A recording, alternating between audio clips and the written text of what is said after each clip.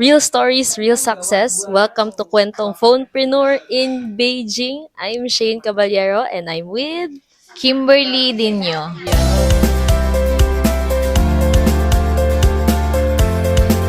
So, Kim, saan tayo ngayon?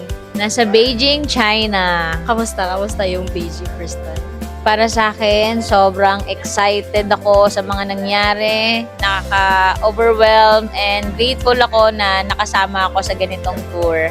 Ngayon, first time mo Beijing Yes, time? first time ko mag-Beijing. Ano yung hindi mo makakalimutang first time experience mo rito sa Beijing? Ay, grabe. Yung pag-akyat ko ng Great Wall. Nakaakyat mo lang ng Great Wall. Sabi nila, pag nakaakyat daw ng Great Wall, hero ka daw. Yes, kasi naramdaman ko talaga na hero ako dahil naakyat ko yung hindi man sa pinakatuktok pero narating ko talaga yung taas. Kasi sabi ko nga habang umakyat ako, pag naakyat ko to, may hit ko yung first million ko kay Wow. Ascendra. Wow, grabe. Ano pala background mo before Miss Kim bago ka nag-Ascendra? Dati akong OFW sa bansang Singapore. 3 years ako doon.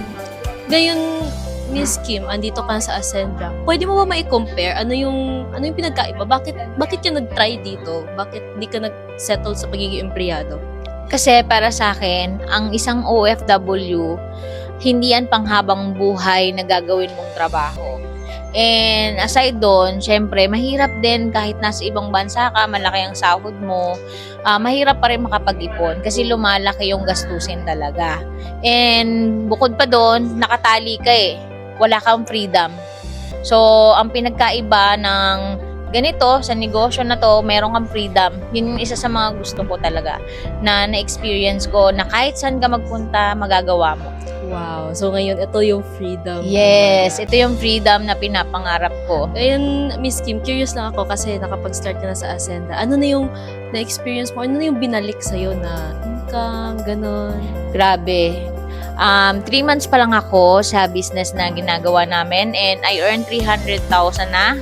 And sobrang grabe, ang bilis ng result compare sa dati ko na kahit anong sipag ang gawin ko sa 3 years ko sa pagtatrabaho sa ibang bansa, hindi ako kikita ng ganong kalaki.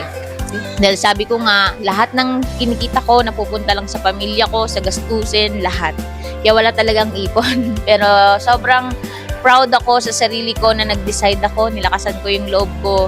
And ngayon, dahil sabi nga nila, lalo na yung nag-avail ako ng executive account, sobrang bilis ng resulta talaga dito kay Ascendra. So, executive account, isa yun sa ingredient natin. Yes. So, ang ganda ng binalik, income, travels. Ngayon, Miss Kim, ito na, advice mo na lang sa lahat ng mga katulad mo na OFW kung bakit kailangan nila mag-start sa ganito opportunity. Okay, sa lahat ng mga kababayan ko, sa parehas ko ng sitwasyon sa ibang bansa, subukan nyo to, walang mawawala. Again, tandaan nyo, ang pagiging OFW, hindi yan panghabang buhay na gagawin mo. Sumubok ka. Ako kasi ang isa sa mga puhunan ko, hindi lang pera, kundi lakas ng loob. Dahil kung nag-abroad ka, nilakasan mo yung loob mo niyan.